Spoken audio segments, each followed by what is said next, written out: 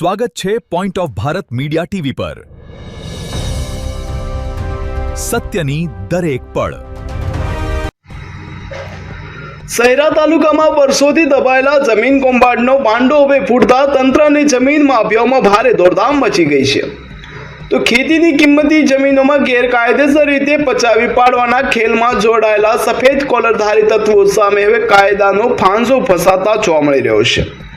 મળતી માહિતી મુજબ અલ્પેશ કુમાર કનુભાઈ શાહ સહિતના કેટલાક લોકો દ્વારા બિન ખેડૂત હોવા છતાં ખેતીની જમીનો પોતાના નામે કરાવવાના ગેરકાયદેસર પ્રયાસો કરવામાં આવ્યા હતા, પરંતુ મામલતદાર કચેરીને પ્રાંત અધિકારી દ્વારા કરવામાં આવેલી સઘન તપાસમાં સમગ્ર ખેલ ખુલ્લો પાડવામાં આવ્યો છે।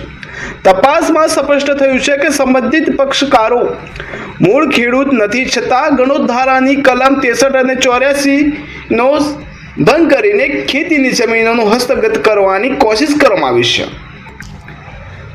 જેના પગલે કરોડોની કિંમતની જમીન શ્રી સરકાર જાહેર કરવાનો આદેશ કરવામાં આવ્યો છે। તો અલ્પેશ શાહને તેમના મળતિયા દ્વારા કરવામાં આવેલી નોંધ નંબર 1437 ને પણ પ્રાંત અધિકારીએ કાયદેસર રીતે નામંજૂર જાહેર કરી દીધી છે। તો આ કાર્યવાહી બાદ જમીન માફિયાઓમાં ભારે ભયનો માહોલ સર્જાયો હોવાનું ચર્ચાઈ રહ્યું છે। સૂત્રોના જણાવ્યા મુજબ સમગ્ર મામલામાં લાખો રૂપિયાનો વ્યવહાર અને કેટલાક શંકાસ્પદ લોકોના નામ પણ સામે આવી રહ્યા છે।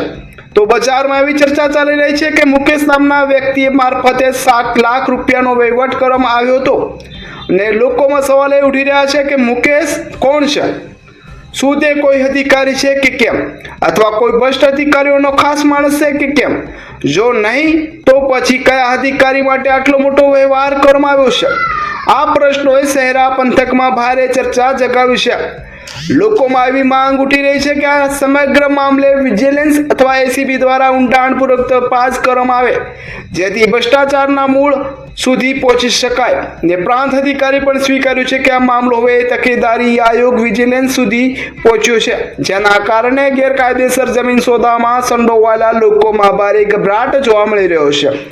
જો સરકારને તપાસ એજન્સીના નિષ્પક્ષ રીતે કાર્યવાહી કરશે તો શહેરામાં વર્ષોથી ચાલતા જમીનના અનેક કાળા કારનામાઓ બહાર આવે તેવી પૂરી શક્યતાઓ વ્યક્ત થઈ રહી છે।